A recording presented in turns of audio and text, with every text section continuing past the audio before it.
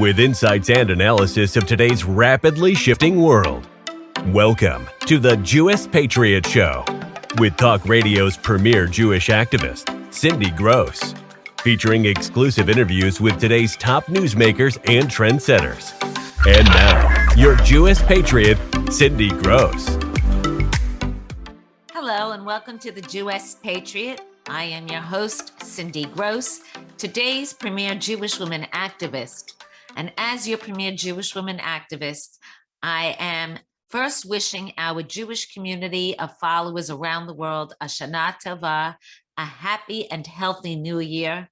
And for my non-Jewish listeners, thank you for tuning in and joining us. And I hope you are inspired by some of the customs and laws that we have in our new year to work with us together for peace, health, wealth, happiness, friendships, and love around the world. However, I'm going to start in my opening corner, my pearls of wisdom, because I am Zisel Pearl, sweet pearl, and it's not the season of a happy and healthy new year for many Jews around the world, and for non-Jews as well. And I'll tell you why. Many people ask me why Jews dip apples in honey and eat round challahs at this time of year. And it's all for a sweet new year with hope and prayers for happiness and health and living through another year with family and friends in jobs we like and maybe not always like, enjoying the freedoms that we are able to have as Jews and non-Jews around the world, being able to pray the way we want, go where we want, educate ourselves the way we want. But this year is different. This year, there is an alarming rise in anti-Semitism, not seen since the days of pre-Holocaust Europe of the early 1930s, late 1920s. And it's scary. In places like New York, in places like California, in places in France, and even in Israel, there are Jews actually asking, is it safe to walk to temple or shul? Can I wear a yarmulke in public, or a Jewish star or a chai, which means life? Will I be able to eat safely in a sukkah, which we will be celebrating in a couple of weeks, those tents that you see on driveways and in streets and in large parking lots of temples and community centers? Will we be able to dance in the streets with our Torahs during Simchat Torah? People are scared. They fear what they see in the news every day of young people going to schools or yeshivas, or men and women walking on the streets being attacked simply because they are wearing garments that make them stand out as Jews. It's frightening. Why is this happening? Tonight, we're going to talk about this with two very important worldwide leaders recognized for their work in the Trump administration, but also as Orthodox Jews like myself. This show is not limited to a discussion among Jews or Republicans. If we are to end hate, we are to end all hate together, Jew and non-Jew, Black or white or Asian or Hispanic, wherever you live, whatever your financial background, suburb or urban, farmland or in a city, mountainous or desert. We are on this earth together, and we better get along. Here are some thoughts I recently shared in the Times of Israel in an op-ed I wrote about one of the reasons why there could be a rise in anti-Semitism. Now, while I talk about this as anti-Semitism and some of the issues within my own Jewish community, for my non-Jewish supporters, I hear the same thing going on in the Catholic community, in the Protestant community, in the Muslim community. It doesn't matter. So here are my tips of what I see happening. Is social media helping or harming anti-Semitism? You know, it's like today with all the streaming lines, you say to yourselves, there's so much to watch and yet nothing to really like. And you decide to do something else. It's the same thing with social media. There is so much social media out there. Who are the influencers that really make a difference? And who are the people that think they are important? There have been many situations just in the past week that made me question, are we hurting ourselves or helping ourselves by using social media? I'm not going to go into every detail about what was discussed through social media this week that I had questions about, because it doesn't all relate to all of us. But the overall consensus was, are we spending our time, our efforts the right way? Are we sending across a message that brings people together or alienates people? Are we representing our religion the best way? I can't tell you how many times I get phone calls from people. They want to come on the show. They want to work with me on political campaigns. Can I get them jobs? And they say to me, they're very important. They have a following on Facebook. Let me tell you something. Millions of people around the world have followers on Facebook.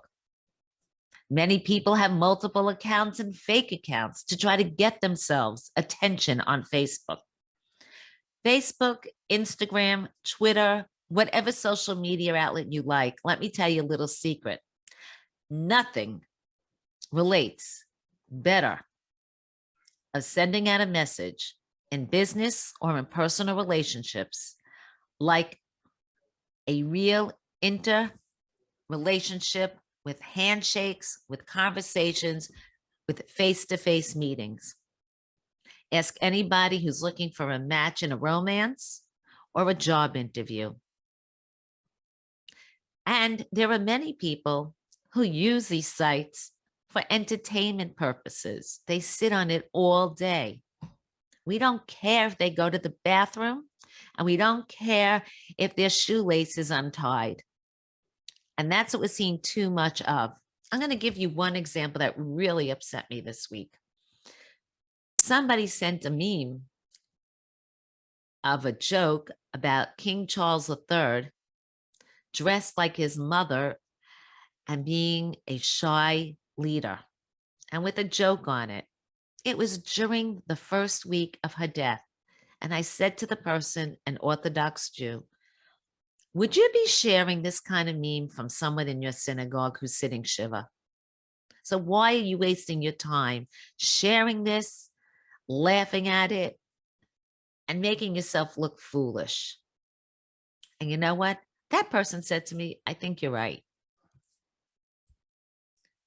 We can use social media wisely to end anti-Semitism, but we are not, because we are not using the tool the right way.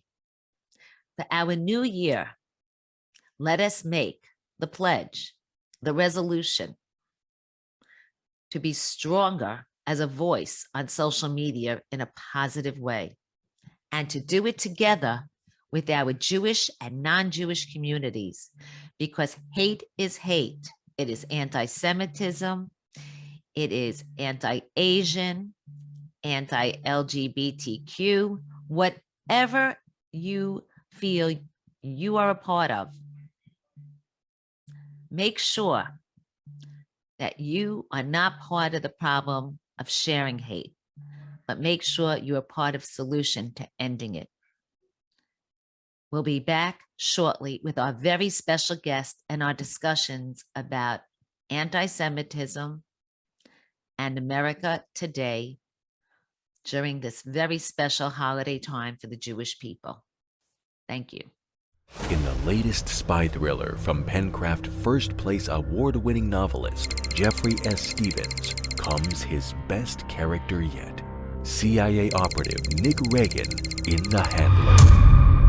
The Handler is the new heart-pounding, dizzying global conspiracy novel that follows the adventure of two CIA operatives from New York to Pakistan, Paris, Las Vegas, and ultimately, America's heartland as they race to prevent a series of terrorist attacks. Here's what's being said about The Handler. Think Jason Bourne for the new millennium. Ryan Steck, editor-in-chief, The Real Book Spy. Pulsing with reality, The Handler takes you to the precipice with thrills and terror at every hairpin turn. Best-selling author Chris Beakey. And a taut terrorism thriller that mesmerizes with a dizzying global conspiracy and believable stakes. BestThrillers.com. Available now on Amazon.com and wherever you get your favorite books. Get your copy and put yourself right in the middle of the CIA's toughest mission yet. By award-winning novelist Jeffrey S. Stevens. Welcome to this very special episode of the Jewish Patriot. I am your host, Cindy Gross. Tonight's topic is a very important topic for me, for my guest, and for many of you, our followers internationally. We are going to be talking about anti-Semitism because it seems that in a world where we're supposed to be more united, where there is more hate than ever before, and there are more anti-Semitic acts going on internationally, and it is a concern for everybody. So I have two very special guests, very familiar faces. They both have incredible books out, and one of them has a phone ringing. One sec. Not anymore. Not anymore. It's okay. We're all good. That's right. This is what happens when we tape. So, anyway, they both have very special books. And as you know, in my opening segment, my pearls of wisdom, because I am Cecil Perel, my pearls of wisdom tonight is after you view this show or listen to it, depending how you're gaining access to it, go out and buy these two books. So the first person I want to introduce is the former ambassador, David Friedman. And I want to tell you something that very few people know about David that I happen to know because I was lucky enough. I could actually say I have something over Trump on him, is that I know him a lot longer. And that is David grew up in a house where it didn't matter whether or not you were a Democrat or a Republican, a Jew or a non-Jew. If you supported Israel and if you were somebody who fought anti-Semitism, you were a friend to the Friedmans. Am I right, David? You're right, Cindy, and we go back a long time. You know. By the way, I don't know if you remember this, but I got into a fight once defending your brother when he was like some people were picking on him, and he's much bigger now, but he was very small then, and I defended him, and I got beaten up because I defended him. So anyway, just a little piece of personal history. I remember what year it was, so it's a very long time ago. So anyway, first of all, thank you for joining us. And David's book is Sledgehammer, and he's going to talk a little bit about it. But I mean, David is the epitome. I mean, his father could pick up a phone, Rabbi Friedman, and talk to then Senator Patrick Moynihan or Governor Mario Cuomo, the same way that David could pick up a phone and talk to President Trump. And the discussion was key to fighting anti-Semitism, supporting Israel, being Zionist, and working together as Jews and non-Jews, understanding the importance of fighting this hate. So as I was saying, continue on. Thank you. So tell us a little bit about the book. And tell us a little bit why you wrote the book and why you are such a strong advocate for fighting anti-Semitism as a world leader for the Jewish community and non-Jews. Sure. First of all, I wanted to say that it's really an honor for me to be appearing with Jason Greenblatt, who I don't get to see enough anymore. We used to be in contact, I think, daily for at least 3 years. And Jason did incredible things for the Jewish people and for the United States. And he's got a great book as well. And so before I talk about mine, let me just say that Jason wrote an extraordinary book as well. And I'm honored to appear with you and him together on this podcast. Look, my book has been out for a while. It's been out for about 6-7 months. Thank God we had really great success when it opened. It was at least reported to be the best-selling book on Israel in its first week of publication in about at least 10 years, and very grateful for that. Look, it's a personal story. It's a story about how somebody who has strong feelings and principles and under the right circumstances, working for the right president with the right team, can accomplish great things. I hope everybody listening agrees that they're great things, but great things for the U.S.-Israel relationship, whether it was Jerusalem, the Golan Heights, the peace plan, or what ultimately led to the Abraham Accords. So it's a personal story. It goes into sort of how a guy who had no political background cared deeply about Israel, but had no outlet to really express or actualize those feelings, was able to find himself on the world stage and make a difference. The love of Israel I have, as you pointed out earlier, comes from my family, my parents. I remember them vividly in June of 1967, literally weeping when Jerusalem was reunited, when Rabbi Goren blew the shofar at the Western Wall. And at the time, I was only 9 years old, didn't fully appreciate what it was, but it was ingrained in me. And, you know, on the subject of anti-Semitism, what people of my generation, it's true in Jason's case more than in my case, but we have, you know, in some cases, parents, that would be Jason's case. I'm sure we'll talk about it, but my case, aunts, uncles who survived the Holocaust, some didn't survive the Holocaust. I mean, going through that ugly period and having relatives who went through it leaves a lasting impression and a deep commitment to preserve the Jewish people. We're not a big people, you know. We're only even to this day, we have not restored our numbers from the 6 million we lost during the Holocaust. We're not big in numbers, but we have a very important message for the world, and we're committed deeply to preserving it and to surviving. And it's still a survival game even today. Well, I am very fortunate to have a mother-in-law who is a living survivor of the Holocaust, and one of her siblings is still alive. So I know firsthand, living with a child of a Holocaust survivor, what fighting anti-Semitism means. And one of the biggest questions I'm asked all the time, do I believe we're going through all this anti-Semitism while there are Holocaust survivors still living? It's a question that I'm asked all the time, and it's a question I don't always have the answer for. Maybe our next guest has an answer for this. And Jason Greenblatt is also an attorney, just like David. And in 2017, he was appointed by President Trump as special representative for negotiations internationally. And of course, he had a very important part in the Abraham Accords. And his brand new book is from Post Hill Press, In the Path of Abraham. And we are just so happy to have you join in the conversation, because both of you are good friends and are very, very important voices for fighting anti-Semitism. So Jason, thank you for joining us. Thanks for having me, Cindy. And David, it's also an honor for me to be here with you, someone I consider a good friend, but even more important, probably the best U.S. ambassador to Israel, someone who wasn't shy to stand up for Israel time and time again, to fight for the U.S.-Israel relationship, and not to take any, let's just say, negativity coming out of the U.S. government, which often it did, either for lack of understanding of the U.S.-Israel relationship or Israel itself. So he was a great fighter to be alongside with in the trenches. Well, you also are, and I know you also agree with us. It's not a party issue, a religious issue. I mean, I actually sat next to you at a dinner at the New World with Rabbi Shmuley Bateach, and we know he is friends with both people in both parties. So I know how strongly you believe in anti-Semitism, fighting it from both parties. It's a nonpartisan issue that needs bipartisan support.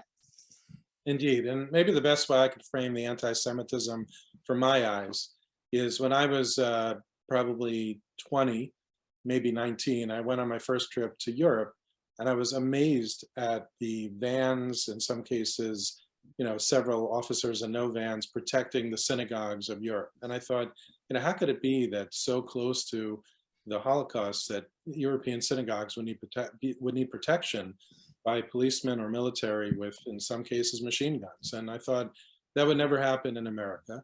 Yet today, let's go back maybe 10 years or so, where we needed to have volunteers who protect our synagogues, CSS, which does an amazing job.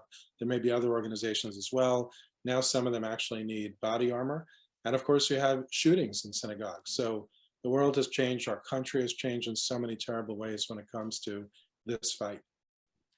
Well, I had a recent article in Arutz Sheva, Israel National News, about how people are afraid to go to shul on the Upper West Side or put up a sukkah for fear of what's going on.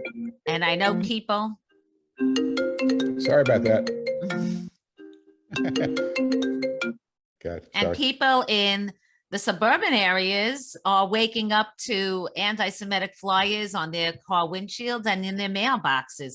So this is something that's hitting home everywhere. What are your thoughts on that? What can we do about it? Either one, go first. Go first, Jason. Okay, I'll go first. So look, I think people tend to politicize the issue. So many people very, very wrongly blamed President Trump. That's just not true.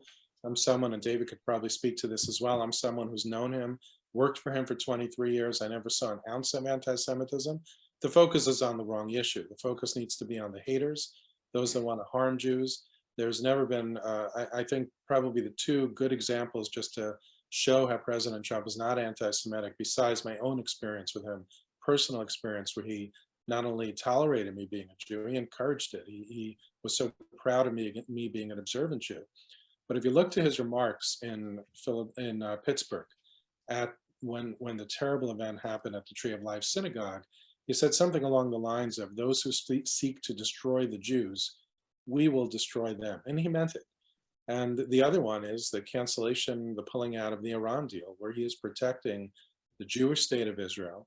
Of course, others are being protected by that as well. We shouldn't lose sight of the fact that the region itself is in tremendous danger because of the Iran deal. But one of the best things that he did in doing that was trying to protect the Jewish people of Israel. So I'm going to name a third thing, because we were all at the Hanukkah party where he signed the executive order combating anti-Semitism. I haven't seen any executive orders in the Biden administration, but I'm going to go to David with the next question. Oh my God, I blame, because I know it firsthand. I have the longest running lawsuit against the New York City Department of Education, where I saw so much discrimination, so much going on in the curriculum, et cetera. I blame a lot of it on education, and not just the college campuses, but from pre-K on. That's been going on for 24 years, because now we see a generation in their 20s that doesn't even know what the Holocaust is. They think the Holocaust is an Anne Frank diary, or they're getting handouts in classrooms that don't have Israel on the map, but just Palestine. What do you say, David? Well, look, I think the U.S. view, the U.S. citizenship view collectively towards Israel is trending to a very dangerous place and a very negative place. Look, you can't get tenure on an American university if you're pro-Israel. It's almost taken for granted that if you are, if you're an academic in any university, that you believe that, as between Israel and the Palestinians, Israel has by far the weaker case to be there. I don't know what we can do about that. I'll be honest with you. There are lots of good ideas. A lot of people are trying very hard to change the hearts and minds. I think the first thing we got to do, because it's more pressing, is we got to stop the violence against Jews on the streets. And that, to me, is just a law enforcement issue. That's got nothing to do with ideology. It's not about changing the hearts and minds. The people who commit these acts, they don't have hearts and they don't have minds. You're never going to change their view. You have to put them in jail. And so while there is at the top level a bipartisan condemnation of anti-Semitism, there is not a bipartisan approach to ending violent anti-Semitism, because the only legitimate approach is to arrest people and keep them locked up. And, look, I'm not here to give a political speech, but the Democrats want to release people, when you have no cash bail and people, slug, Orthodox looking Jews on the street, and then they're set free an hour later. You are not combating anti-Semitism. I don't care what platitudes you offer publicly in a speech. You're not combating anti-Semitism. And so, look, I think that the NYPD should be full of undercover cops dressed up in, Hasidic garb. And, as soon as somebody, takes action, they ought to be arrested, and they should be prosecuted for hate crimes. If the state won't do it, then the federal government ought to do it, but they're not right now. And that to me is the immediate issue.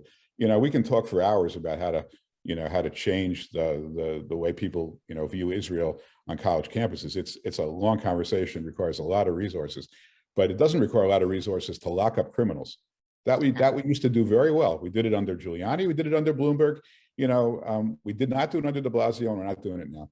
And that's just in New York. And it's, as somebody who's got a very, religious looking kid who goes to work every day, it's concerning to me. And I'm sure Jason feels the same way. Yeah, I think it's a great idea, David, and a great focus. Well, I could tell you 2 episodes happened at Penn Station with young kids, and they went to the cops who were there. And we are all here pro law enforcement. And basically the cops said there's nothing we can do, as they were being attacked by the Palestinian sympathizers. So they're being told from somebody not to, arrest these people, not to try to lock them up, because nothing is happening. So it is in the hands of our governments on a local, on a state, and a federal level. I totally agree. That's an initial action that should be taken. That's not. So many of our non-Jewish followers ask the question that you guys get all the time, and why there are so many Jews that is still democratic. And I tell them the numbers are changing. It's just that the media doesn't talk about it as much as they talk about other minorities. And also they seem to think that in the Jewish communities, all Orthodox Jews are Republican and all non-religious Jews are Democratic. And that's simply not true either. How do you discuss this with people? Whoever wants to take it could go first. Go ahead, Jason. Okay. So first, I agree with your last statement. I mean, there are synagogues, Orthodox synagogues I can walk into. And as someone who's worked for President Trump for 23 years, including 3 at the White House, no matter what President Trump's accomplishments were, they're Orthodox Jews who, let's just say they're not so friendly to me. So they're not all Republican. They're certainly not all Trump supporters. Many of them do lean Democrat, do lean left.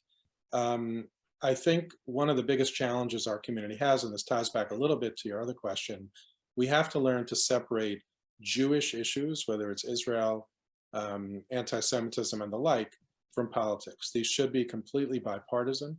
If you lean left, or you want to spend other taxpayers' money on all sorts of social programs, that's your business. I'm against that, but it's your business. But there's absolutely no reason we shouldn't be fully joining forces on Israel and on anti-Semitism and on other Jewish-related causes. Hey, look, the Jewish community, at least to my feeling, is, look, like most communities, it's not monolithic. I mean, we tend to think why Jews should, there's no other group. I mean, I've gotten to know the evangelical Christian community pretty well. I've gotten to know other communities well, African-American community. Nobody's monolithic. So I don't think it's helpful to expect Jews to act in a certain way.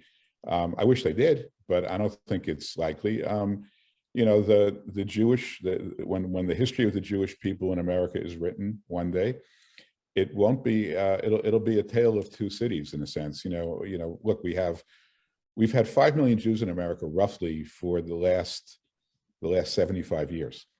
It's about 5 million. We're stuck at 5 million. We had 5 million in 1948. We have 5 million now. There were 600,000 Jews in Israel in 1948. There's 7.5 million now. The growth of the Jewish world is entirely in Israel. It's shrunk everywhere else in the world, and it's about level in the United States. And the trend line is that, we'll become like Europe, eventually, which is, we'll have pockets of committed Jews in places like, and you have in London and in Antwerp and, places like that in Europe. We'll have pockets, in Brooklyn and the five towns in New Jersey. And, every month I congratulated him on his book, which is doing phenomenally. And,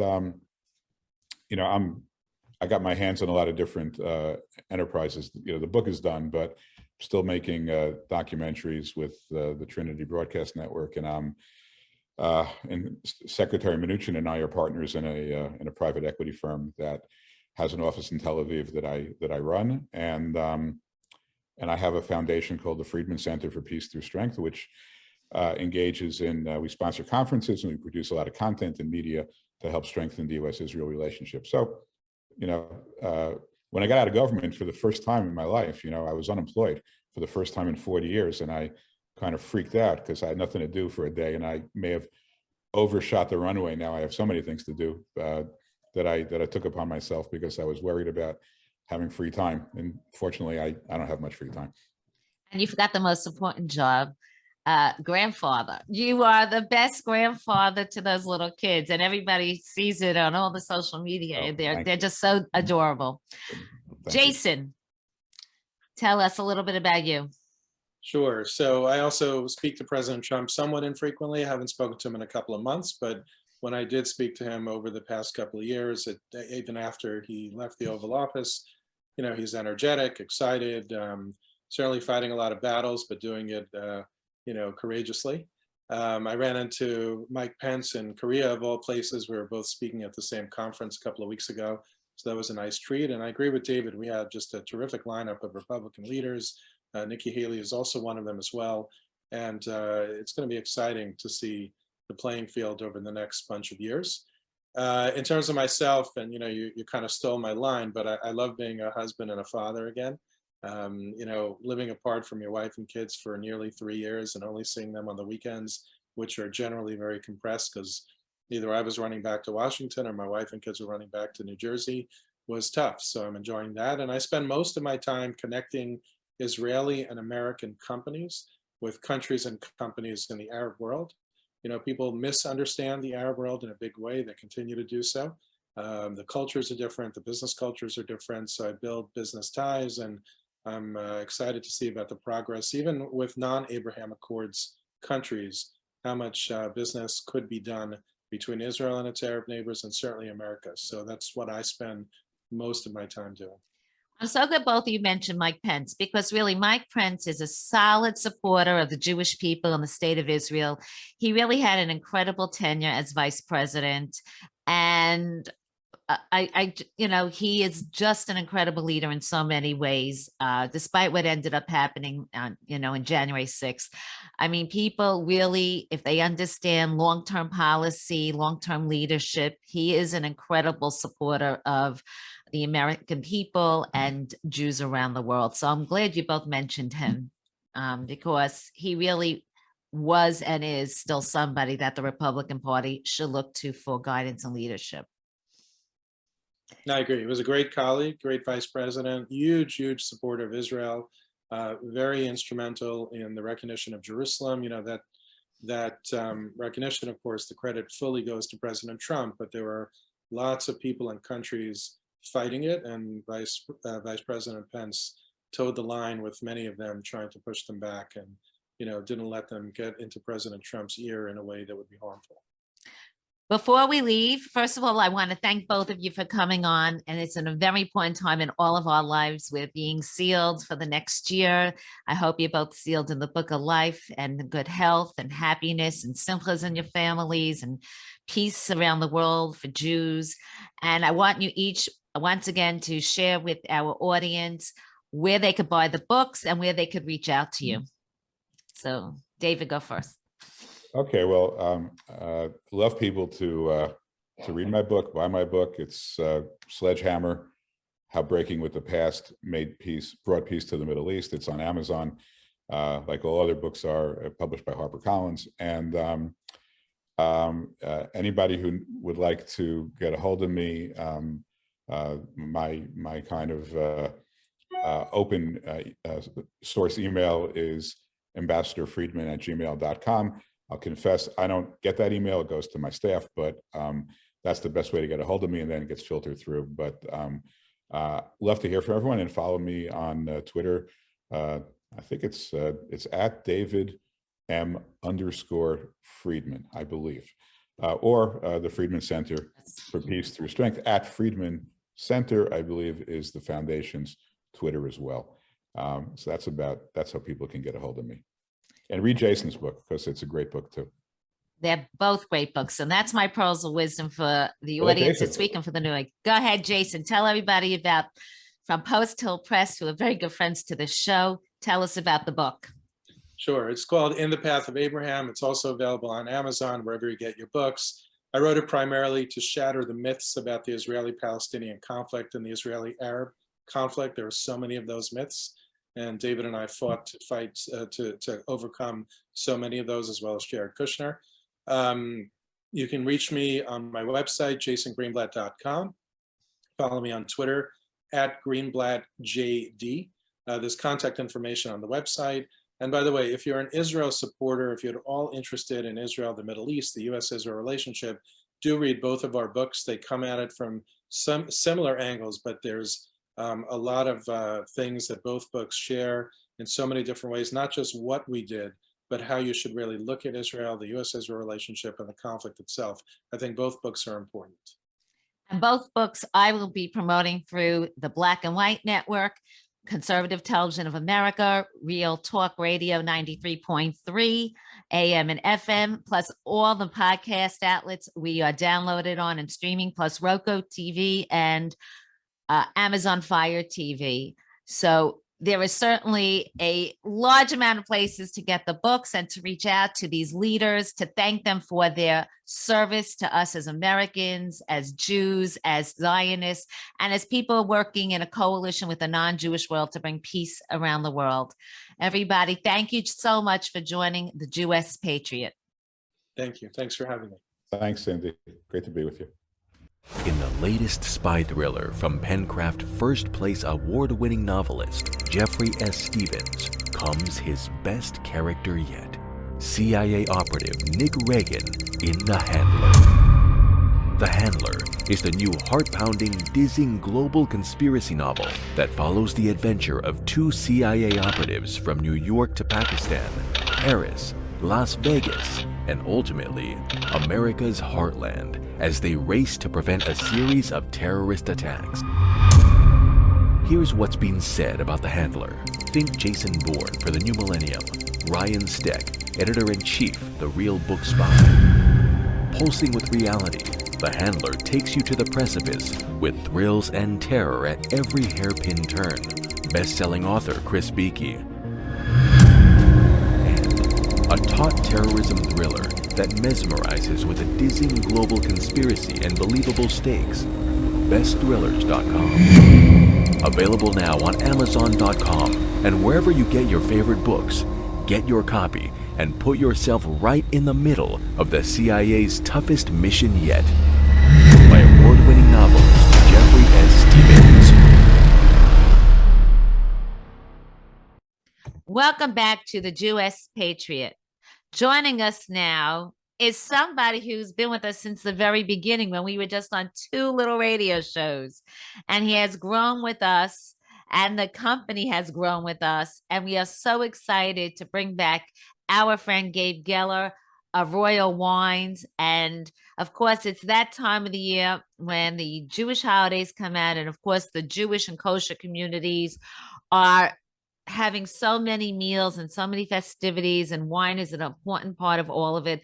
And of course, we have so many non-Jewish friends. I mean, all the fall celebrations that they'd start in October, from festivals with apples and all kinds of cooking changes in their homes to, of course, preparations for Thanksgiving. So we are so happy to have you here to talk about the latest trends in wines, because you don't have to be Jewish with Cindy or Gabe. Welcome back to the show. Thank you so much, Cindy. How are you? Doing well, like everybody else. I've already started my preparations for Rosh Hashanah holidays and going now through Simchas Torah, even some Sukkot invitations. So, of course, what I like to do, I always recommend to people first, buy the non-perishables. And of course, what falls into place? My wines and liqueurs. And where else to turn than Royal Wines, who has hundreds of wines and liquors from around the world, award-winning, because the selections are huge and you have price points from $10 to $100 to hundreds of dollars. So there's something there for everyone. Tell us, what are the latest trends in wines for this fall season? Okay, so there's actually a trend that's been going on now for a bit, and that has caught up also with kosher wines and all that, and that's sparkling wine. And something that's great about sparkling wine is that they go with everything. You're like hesitating. Oh, we're having a great like Thanksgiving is not that far away, right? So we're having a great turkey with stuffings, or we're having a roast, or we're having sushi, or we're having, I don't know, salad, whatever it is. If you don't know which wine to pair with all of that stuff, you don't have to think too much. Bubbly, champagne. Champagne goes pretty much with everything. I am not a big fan of champagne with dessert, with sweet stuff in general, but otherwise you can have a whole dinner at a restaurant, from the appetizer to the steak, to whatever it is that you're having, the side dishes, a great bubbly, a great sparkling wine, from Champagne or from other places. That's great. So this is Drapier. Drapier is one of the best champagne houses in France. So that's a real champagne from Champagne in France. They have been making kosher wine now for over a decade. This is their Rosé de Seigneur. It's 100% Pinot Noir. It's delicious, beautiful pink champagne. It's got those great aromas of strawberries and cherries and raspberries. And it's a really excellent champagne to look at, to smell, to taste, to drink, to enjoy with friends, with family, whether you're celebrating something or just want something that's delicious and that's going to really elevate your meal. This is a great option. Drapier, champagne. This is the Rosé de Seigneur. So I'm going to give you a little secret. For all those people that like to do quote unquote the semi-homemade desserts, and let's say you buy the cake mixes, instead of water, I sneak in some of these bubbly wines, and this sounds perfect. I was thinking of making like a strawberry cake, cutting up the fresh strawberries with the pink cake mix for somebody, and this goes in so well. So it's not just for drinking, but it actually does enhance the cooking.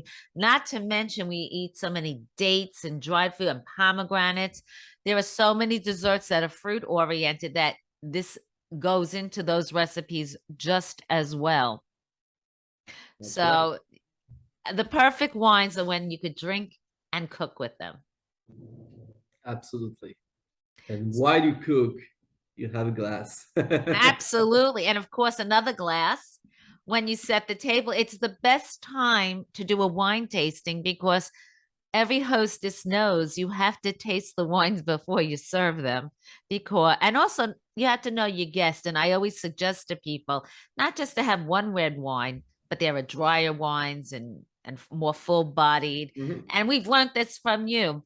Tell us about a nice full-bodied red wine. Okay, so a nice full-bodied red wine. I don't have one right here. However, there is one that is just released right now, brand new, that I'm super excited about. It's called Villa Mangiacane. It's an Italian wine. It's a super Tuscan. It's a blend of Merlot and Sangiovese. Really delicious, savory notes to it, earthy notes to it. It's really a fantastic wine to have. For example, it's full-bodied, but it's got that elegance that old world wines, European wines have. And there is that great recipe for standing rib roast with garlic that I make, that gives a great crust to the roast and fantastic flavors.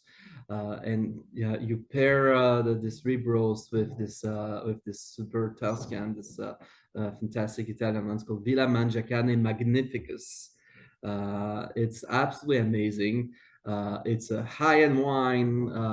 It's not cheap, but it's not terribly expensive either. We're talking about $50 to $60 for a bottle, and I think that's a perfect bottle to have on your holiday table.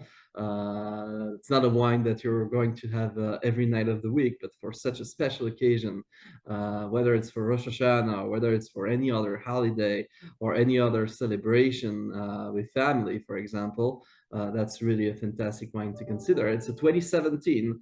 It's already 5 years old, so it's got some age to it.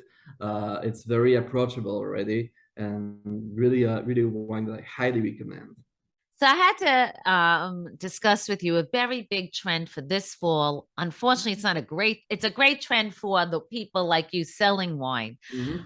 Because of the high cost of going out to dinner and people going out to less, I notice many of my followers discuss this with me in emails, and also many of my friends, as we socialize, have decided we drink in more liquor. We go more to the stores and purchase. I'm sure that you are finding that as well in your sales and stuff. So what are some tricks for the smart consumer, especially at this time of year when Jews have to consume so much wine and everybody else wants to consume so much wine? What are some of the suggestions you make to wine buyers? Okay, so FYI, this is for the kosher wine market. This is one of the hottest times of the year. It's like before Passover. Those are the times when you find the best sales, the best deals. Mhm. So I even would recommend to our followers here who are not necessarily Jewish, who do not necessarily need kosher wine, that if you go to a store that has a broad kosher wine selection, but not exclusively kosher wines in the store, they will usually have big sales at this time of the year on everything. So go to your favorite retailer right now and Stock up. Exactly. Also, I will tell you, so many of my listeners who aren't Jewish, who aren't in the big Jewish communities from all 50 states and around the world, write to me. They've had a kosher wine and they love it and they want to use it. They don't care. They like the quality, they like the taste, they like the price range. So this is for everybody, but buy in, and I totally agree with you, buy in bulk. The next question before we talk about another wine is, many people do have wine bars, whiskey bars at this time. What do you recommend for a good wine bar? Because a lot of people like to serve more than one wine as a cocktail before dinner, or they're hanging out, serving hors d'oeuvres or a charcuterie board. So what do I recommend for? A nice wine, like if we had to buy, let's say, a cheese bar, you recommend 3 cheeses or 4 cheeses. What would be 3 or 4 wines you recommend for a nice, budget-friendly wine bar? Okay, so I've got here 2 wines that would work for a diversity of palates. So this one is the Carmel Private Collection Moscato. It's a blue bottle that reminds you of something. I know. Why are all the Moscatos blue bottles for the most part? Well, not all of them. A lot of them. Sometimes it can, but it's not that much. So that's the wine that I always highly recommend. Castel Grandvin. The current vintage is the 2020. It's great already, but if you have the possibility to put it away for a few years, I highly recommend it, because that's a wine really that rewards patience. And we should tell many of our listeners all over the country that Gabe actually travels on behalf of Royal Wines. And if any store by you wants to do a wine tasting, Gabe and I would come out together if you need and want, because it is really so popular now. People relax to it, and a glass of wine is so quote unquote heart healthy. And it's the perfect time as the seasons change. Any last words you want to share with our audience before we have to close? Just would like to actually double down on what you just said. I travel very often to do those wine tastings, wine seminars, with like-minded people who like to learn more about wine, who really appreciate wine, not just with stores, but also with private events.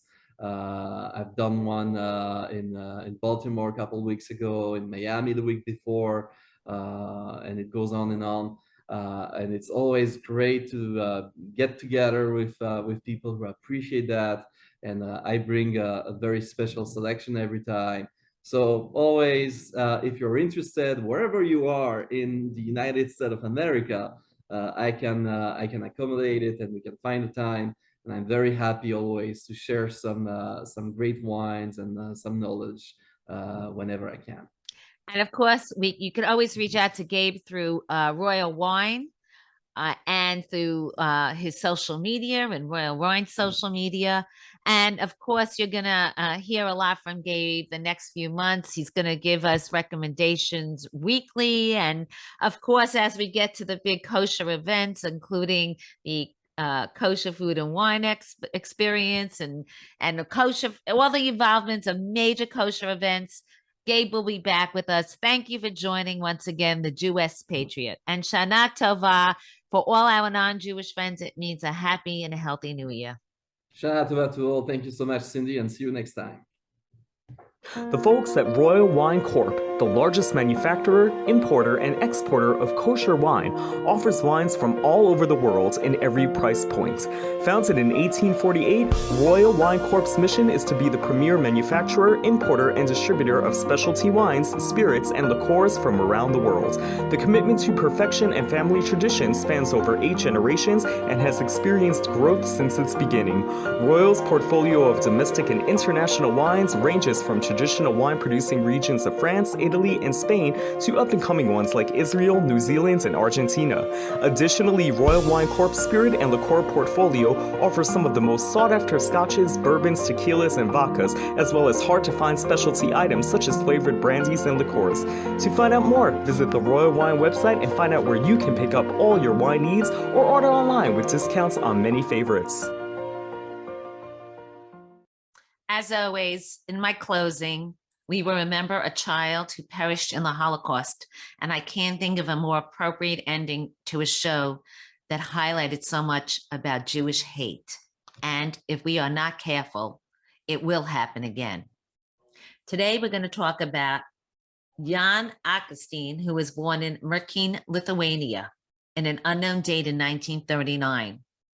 He was a son of a young Jewish couple who had roots there for generations.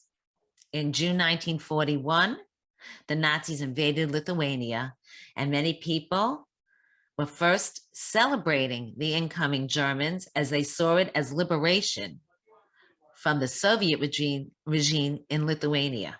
However, it soon became evident that the Nazis were even worse than the Soviets.